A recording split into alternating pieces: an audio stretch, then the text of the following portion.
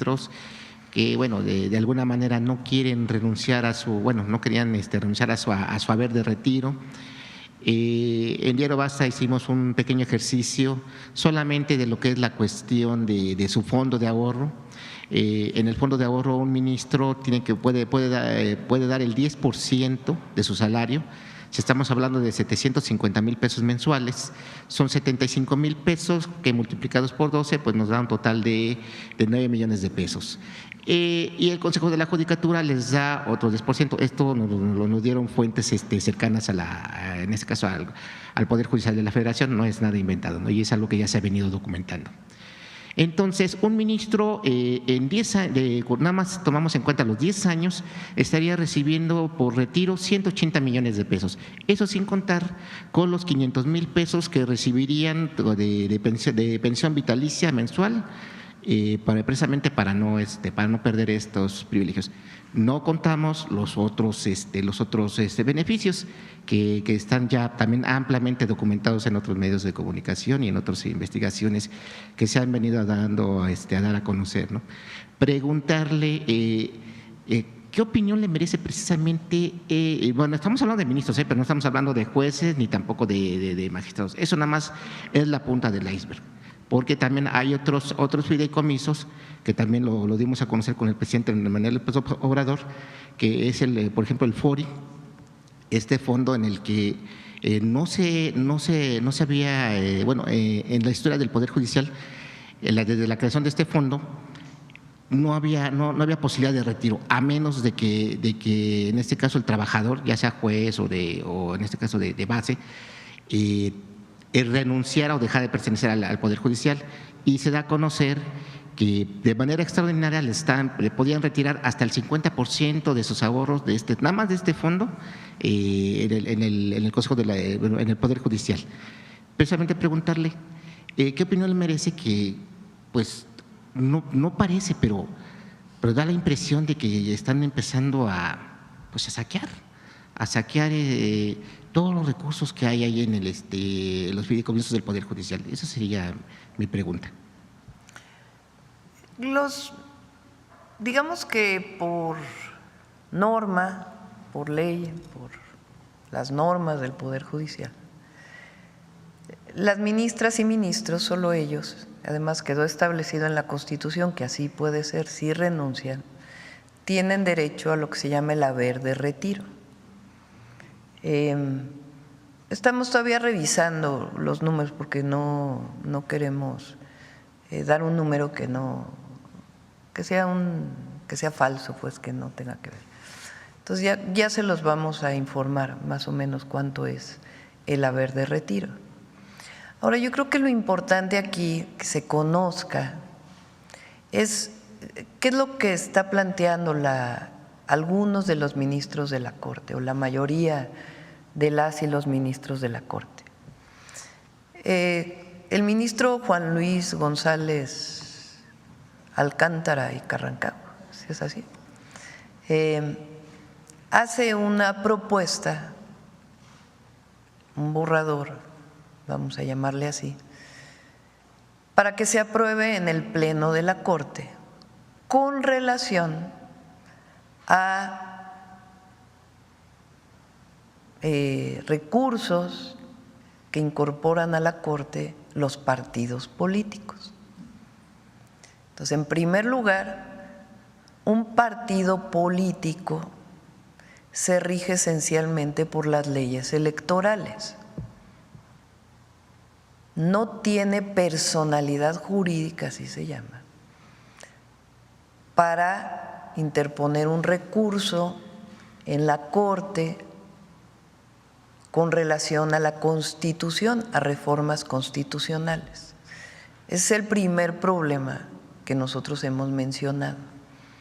Un partido político lo puede hacer al Tribunal Electoral, pero no a la Corte.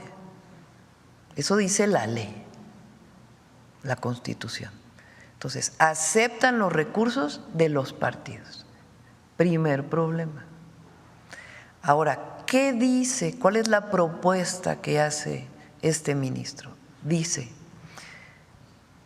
de la reforma al Poder Judicial que ya fue aprobada, porque no reconoce que haya problemas en la aprobación, en el procedimiento. Dice que estuvo bien el procedimiento.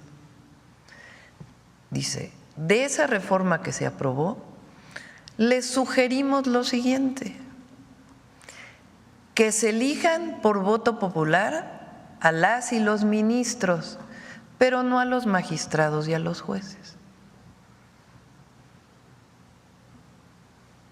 Y sobre eso ponemos la renuncia, los 8 ministros y ministras. ¿Una especie de moneda de cambio? No, no lo voy a calificar. Les estoy dando lo que dice y es importante que se lea. Entonces, ese es, digamos, el marco en el que se da. ¿Cuál es el planteamiento que no hace la presidenta, sino la Constitución? A ver, pongan el artículo 135 de la Constitución. La Constitución dice que los únicos que pueden reformar la Constitución son la mayoría calificada de la Cámara de Diputados, la mayoría calificada del Senado y la mayoría de los congresos, a través de un procedimiento. En ningún lugar la Constitución dice: la Corte puede legislar sobre las reformas constitucionales. Entonces, por eso el día de ayer yo planteé, más allá del monto del haber de retiro,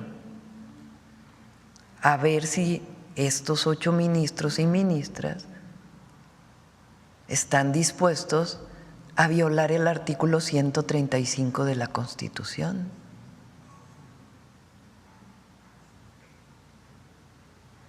Porque dice: la presente Constitución puede ser adicionada o reformada.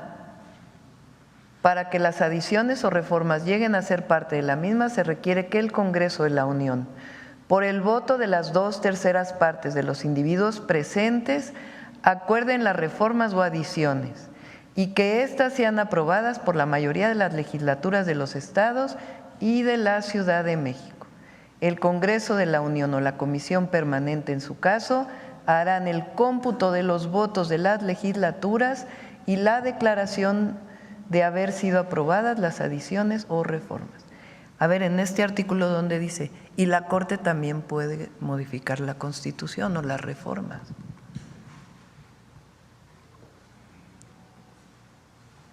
Entonces, parece que ellos van a tomar una decisión el martes. Pero el asunto aquí, porque dicen que la presidenta es una autoritaria, que es antidemocrática, que nosotros lo único que estamos haciendo es cumplir con la Constitución. Entonces, la Corte hace esa propuesta, pero el problema es que están legislando, están cambiando la Constitución, porque ya es constitucional la reforma al Poder Judicial. La Corte puede decir: se realizaron mal estos procedimientos. Eso sí podría.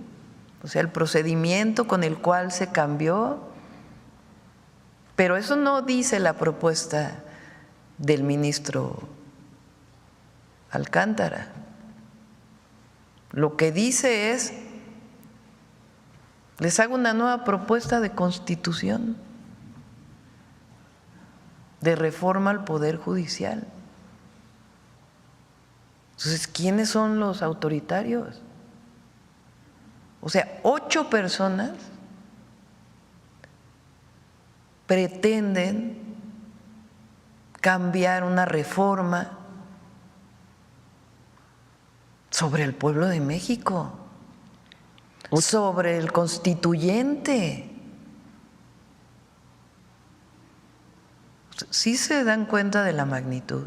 O sea, 8 personas. Yo por eso digo, vamos a esperar a ver cómo votan las ministras y los ministros. Y sobre eso ya platicaremos la próxima semana. Pero ese es el fondo. Y también, pues, ellos pueden optar por renunciar y se llevan su haber de retiro, así lo dice la reforma constitucional, o pueden postularse y decir, a ver, yo sí voy a que me elija el pueblo. Igual un juez puede decir, yo me retiro, o puede decir, no, a ver, yo me postulo. Ayer estaba viendo la carta de uno de los ministros que decía, no, pues yo no me voy al voto popular. Me voy a robar las palabras del presidente Andrés Manuel López Obrador, que dice que puede ser legal, pero es inmoral. ¿Será así? No, tampoco es legal. Ese es el tema. O sea, ese es el punto. Y por eso es tan grave. Las y los ministros lo saben. Porque ellos pueden no estar de acuerdo con la reforma al Poder Judicial. Tienen derecho a no estar de acuerdo. Tiene derecho cualquier ciudadano a no estar de acuerdo con la reforma al Poder Judicial. El asunto aquí es que la mayoría del pueblo de México, de acuerdo a la democracia, de acuerdo a nuestras leyes electorales, de acuerdo a lo que dice la Constitución, decidió cambiar la Constitución para reformar al Poder Judicial.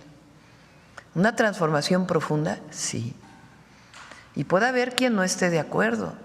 Pues por eso somos un país libre y democrático. Pero de eso, a que un ministro o ministra de la Corte se atreva a ser constituyente, pues en ningún lugar el Poder Judicial es constituyente. El constituyente le corresponde al Poder Legislativo. Y en nuestro país, hay países donde el constituyente se elige en particular. O sea, no hay otra forma de cambiar la Constitución más que elegir un constituyente. En nuestro país, la propia Constitución dice, ¿quién es el constituyente? Las 2/3 partes de la Cámara de Diputados, las 2/3 partes de la Cámara de Senadores y la mayoría de los congresos locales. Entonces, no es un asunto, o sea, desde la perspectiva de magistrados, jueces, abogados.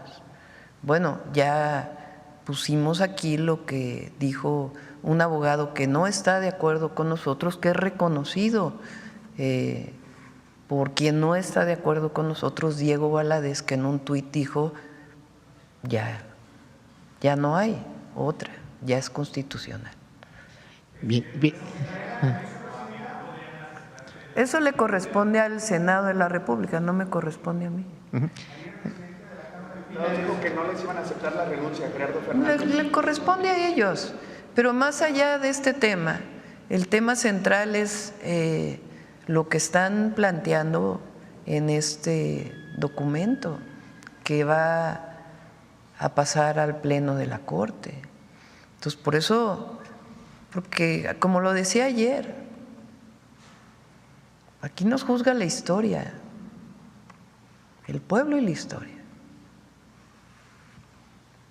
Entonces, vamos a ver qué deciden las y los ministros de la Corte, que pueden no estar de acuerdo y también pueden tomar la decisión, como lo dice la Constitución, de renunciar.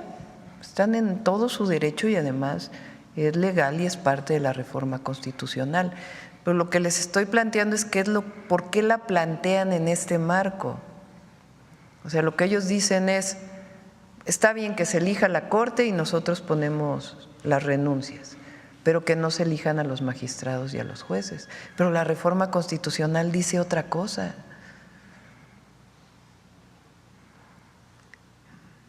Entonces, hay que, por supuesto que hay expertos constitucionalistas, pero también cualquier ciudadano o ciudadana puede leer la Constitución y puede saber cuáles son los alcances del Poder Judicial. Nuestro sistema democrático desde la Constitución de 1824 establece, como en muchos países del mundo, ejecutivo, legislativo y judicial. Y a cada uno le corresponde una tarea, una función en nuestro sistema democrático republicano. En ningún lugar del mundo el judicial legisla. Digo, pueden hacer, ¿cómo le llaman? Cuando hay resoluciones que tienen impactos. Jurisprudencia, puede haber jurisprudencia en ese sentido, sí, pero cambiar la Constitución desde el Poder Judicial, en el marco de nuestra Constitución. Entonces, podemos traer, si gustan, mañana, el viernes, bueno, el viernes no sé si va a haber mañanera, pero la próxima semana a abogados constitucionalistas que nos digan cuál es su opinión a este respecto. Bueno, y finalmente, doctora, preguntarle, bueno, ya lo de legal y legal y moral, me refería a lo de su bono de retiro. Finalmente, doctora, pasando a otro tema rápidamente, se ha estado manejando desde hace varias semanas esta idea que quieren sembrarse desde algunos medios de comunicación, incluso y opinólogos, la palabra narcodemocracia, bueno, incluso desde el presidente López Obrador, esta campaña negra de narcodemocracia, narcoestado, cosa que nunca se utilizó con Felipe Calderón Hinojosa, nunca se manejó con Enrique Peña Nieto. Entonces, preguntarle su punto de vista precisamente sobre este bombardeo mediático que se está empezando a hacer sobre esta idea y que incluso nuevamente el dirigente nacional del PAN, Marco Cortés, quiere que se legisle para que se maneje precisamente esta idea y que abra la posibilidad de intervencionismo de Estados Unidos. Eso sería todo. Muchas gracias. Estábamos viendo a ver si lo presentamos un día, las cuentas de… Hace poco hubo una tendencia en la red X contra mí y analizamos, porque no es difícil analizarlo, qué cuentas eran, y son las mismas cuentas que de narcopresidente, narcocandidata. Y si se fijan, muchos de los opinólogos, comentócratas, pues son los mismos que decían. Entonces, nosotros estamos actuando responsablemente. Y en todos los ámbitos, financiero, todos los ámbitos del Ejecutivo. Y la presidenta tiene un mandato popular, que fue el compromiso que establecí durante toda la campaña. Las y los legisladores tienen un mandato popular, que fue lo que se comprometieron. Y también en seguridad. Ayer se mostró el informe y así vamos a estar informando. Y como he dicho, vamos a dar resultados. Lo otro, aunque el Marco Cortés se pelee con Calderón, pues en realidad tienen la misma posición en términos de la seguridad, que es la guerra contra el narco y la intervención.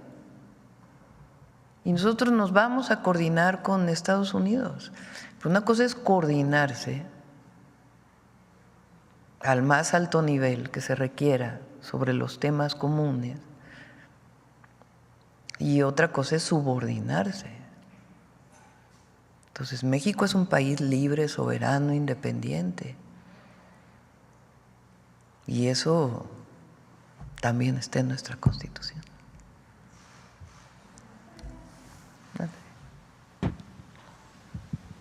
Gracias, presidenta. Buenos días. Nancy Flores, de la revista Contralínea. Buenos días a todas y a todos.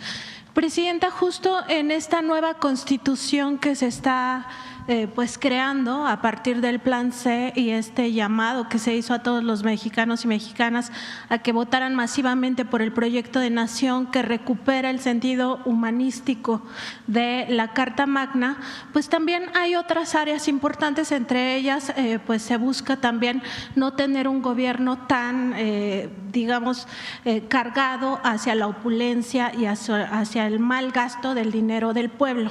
En ese sentido pues se plantea la extinción de organismos autónomos.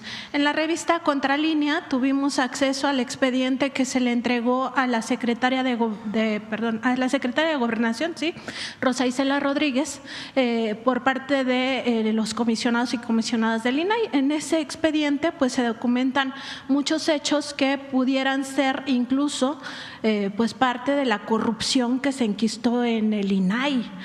Se trata de también excesos como los viajes al extranjero de comisionadas y comisionados, pero también de otros temas que son importantes, por ejemplo, la renta de un edificio, el edificio sede aquí en la Ciudad de México, al sur de la ciudad, que cuesta 7 millones de pesos mensuales. Es decir que a lo largo de los 12 años que haya sido rentado, pues podría superar los 1,000 millones de pesos que se han gastado en esta renta en vez de haber comprado un edificio sede. Y aquí el problema es que, como pasó también con el tema de las tarjetas American Express, en 2020 los comisionados y comisionadas del INAI entonces en el Pleno fallaron en contra de la transparencia, a favor de la censura, para que esta documentación tanto de las rentas como de la propia toda la contratación de este edificio pues no se conociera, lo clasificaron como confidencial. Entonces no podemos saber si ya supera los 1,000 millones de pesos que se han gastado en esto. Hay otros temas también importantes, se documenta el caso de las tarjetas American Express, que por cierto en la revista Contralínea documentamos este uso indebido, no solo en el table dance, en su caso del excomisionado Oscar Guerra Fort, sino también del uso hasta donde tuvo vigencia en restaurantes y bares, restaurantes de lujo y también bares, que por supuesto el dinero público no se debe derrochar en esas cosas.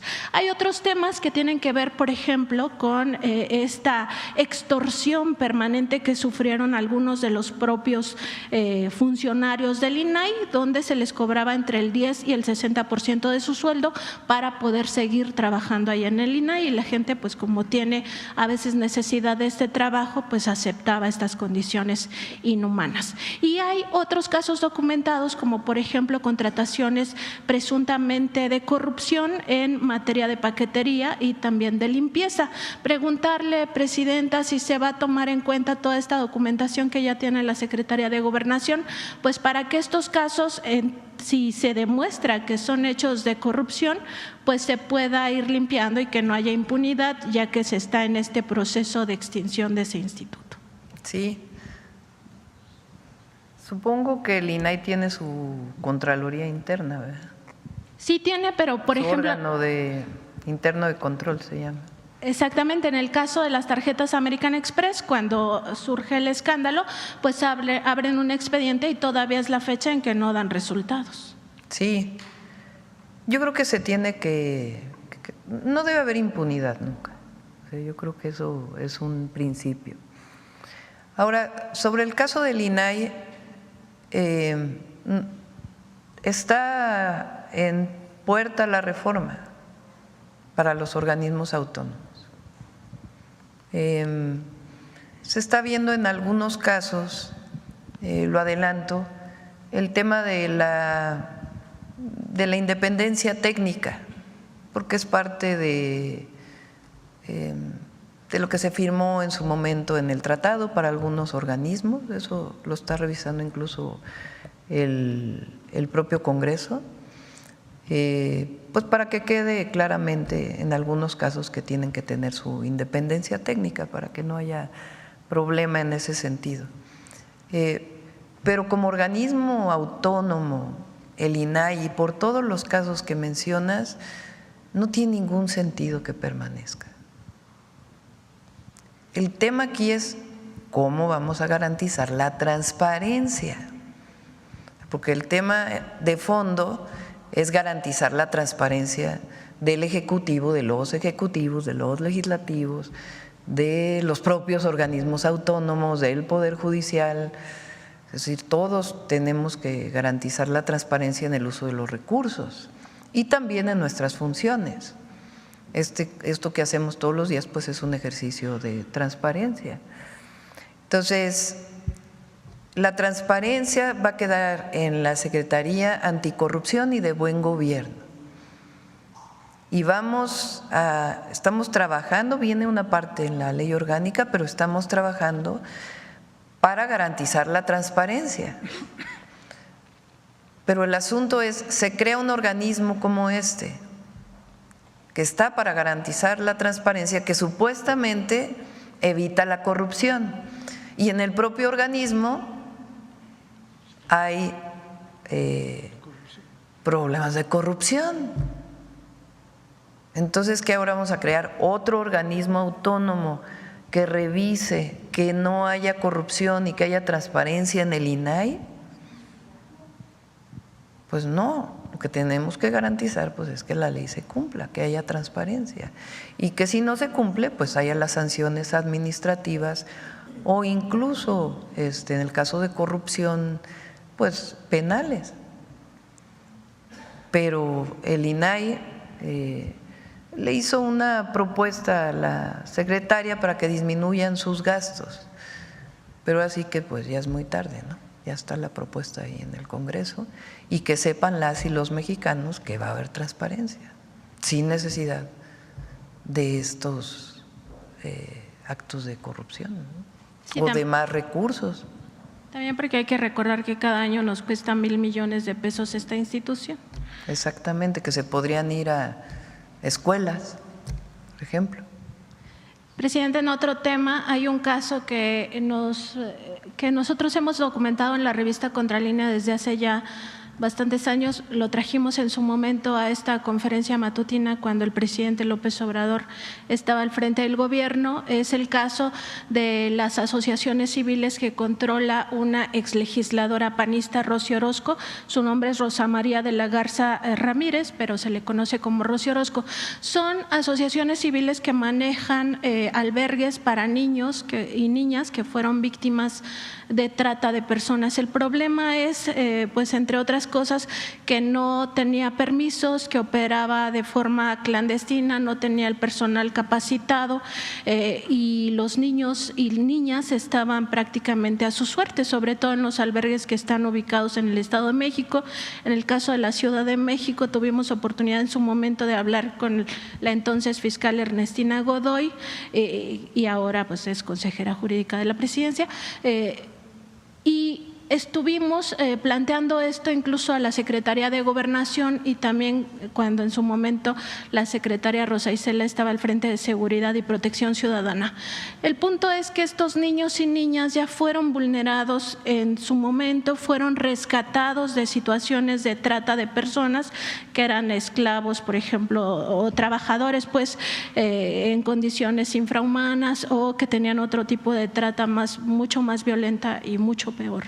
Y el tema es que en estos refugios se cometieron violaciones sexuales. Ahora, o más bien en ese momento, se cambió la administración pensando que con esto se iba a sanear esa circunstancia. Todavía hay niñas y niños en esos refugios, pero ya destituyeron a esa administración que había quedado. La exdirectora del refugio, particularmente Camino a Casa, ya interpuso una denuncia penal contra Rosy Orozco en días pasados. El problema es que esos niños siguen a la deriva, que las niñas y niños pues son un sector sumamente vulnerable y en este caso además ya se habían rescatado de situaciones de vulnerabilidad y siguen en condiciones muy terribles. Preguntarle, Presidenta, si se puede hacer algo nuevamente con estos niños, revisar qué pasa con los refugios, quizá que sea el Estado mexicano el que asuma la tutela de estos niños y niñas y ya no queden pues a la deriva y en otra forma también que pudiera rayar en este delito de trata de personas. Sí, le voy a pedir a Rosa Isela Ernestina, que está aquí, nos ayuden para poder ver lo que planteas, y con el DIF y otras instituciones, los derechos de las niñas y los niños van primero, siempre. Entonces, lo revisamos. Gracias, presidenta. Y el día de ayer también preguntarle sobre esta conferencia que dio el embajador de Estados Unidos en México, Ken Salazar, donde pues dijo que en México se debería de estar celebrando la detención de el Mayo Zambada como si no hubiera ocurrido un secuestro en nuestro territorio, como si no estuviera todavía la duda de si agentes de la DEA participaron en territorio mexicano sin avisar al gobierno federal, lo que implicaría pues una violación flagrante a nuestra soberanía. Y dijo, entre otras cosas, que no era responsable Estados Unidos de la violencia que se vive en el estado de Sinaloa. Preguntarle justamente su opinión sobre estas declaraciones que hizo ayer el embajador. Sabemos que ya la pausa que se había puesto con esta embajada de Estados Unidos en México pues ha terminado, pero sí es también digno de una relación de iguales y de amigos, pues que siga también esta falta de información sobre la detención del Mayo Zambada. Sí, lo comentamos hoy en el gabinete. Ayer fue muy claro el fiscal, porque además es la Fiscalía General de la República quien está investigando este caso. Y comentábamos que hay una frase que dice: el fin no justifica los medios. Entonces, no porque hayan detenido a un narcotraficante, uno no ve la manera en que se detuvo. Y en general, cuando hablamos de respeto a los derechos humanos, del Estado de Derecho, de la soberanía, es decir, la manera en que haces las cosas también tiene fondo, no solo es el fin. Entonces yo creo que es parte de lo que estamos planteando, no es la detención per se, sino cómo se hizo. Y en la relación bilateral y en general en nuestro país, sin tomar en cuenta particularmente esto, yo creo que nadie, bueno, sí, algunos medio fachos dicen que el fin justifica los medios. Y no lo digo por el embajador, porque lo respeto, pero digo en términos de la frase. Entonces yo creo que todos, y para eso se han creado instituciones, una constitución, los medios son tan importantes como el fin. Entonces el fin no justifica los medios. Gracias, presidente.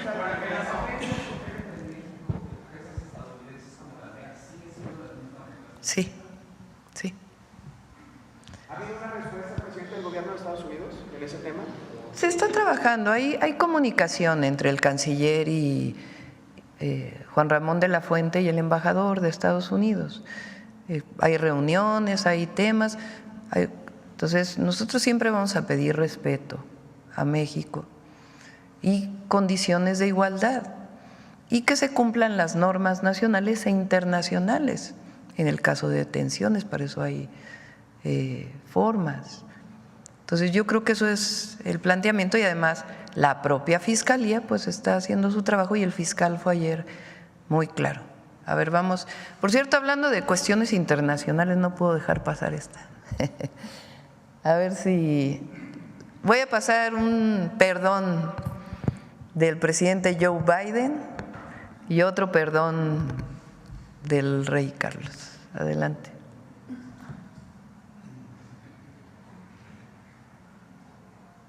After 150 years, the United States government eventually stopped the program.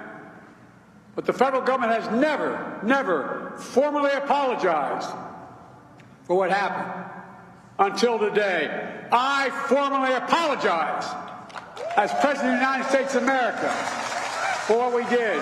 I formally apologize. Pero la disculpa es que es completo. A ver si tienen completo de por qué fue. ¿Y el rey Carlos?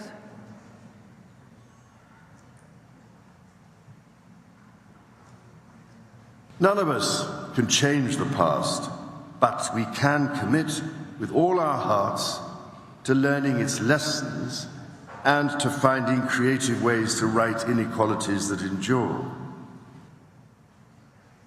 Está demasiado corto. A ver si completen, para que no hagamos interpretaciones, sino que se vea completo. Son por crímenes del pasado, pero sí que no lo pongan completo las dos disculpas. Por el tema de la disculpa que pidió en su momento el presidente López Obrador y que nosotros nos mantenemos en ello. Repito, disculparse engrandece a las personas, a las naciones y a los pueblos y mejora siempre las relaciones. Entonces, a ver si lo ponen completo antes de que nos vayamos. A ver, por acá. Buenos días, Presidenta. Perdóneme, estoy muy nerviosa, nunca me había tocado preguntarles la primera vez. Muchas felicidades por el triunfo. Presidenta, comentarle que hay un grupo de mujeres trabajadoras del sector salud del estado de Hidalgo. Ellas trabajaron durante varios años, le descontaron parte de su sueldo. Estas mujeres está encabezada por Lidia Herrera. Lidia Herrera levantó una denuncia en contra de la líder sindical de la sección 20, que se llama Sonia Ocampo. Este caso yo ya se lo había expuesto anteriormente al presidente Andrés Manuel López Obrador, ya tenía el conocimiento. Ellas ahorita se acercan a mí para pedirme su apoyo a su intervención para que se les sea regresado el dinero que les fue quitado indebidamente de su trabajo por las cajas financieras. No sé si usted nos podría apoyar para que se Lo les revisamos, apoye. Adriana, si nos ayuda. No sé si vino Adriana hoy o alguien de Atención Ciudadana para que lo vea con trabajo, con la autoridad correspondiente. Gracias, Presidenta. Sí. En otro tema, la industria de juegos con la apuesta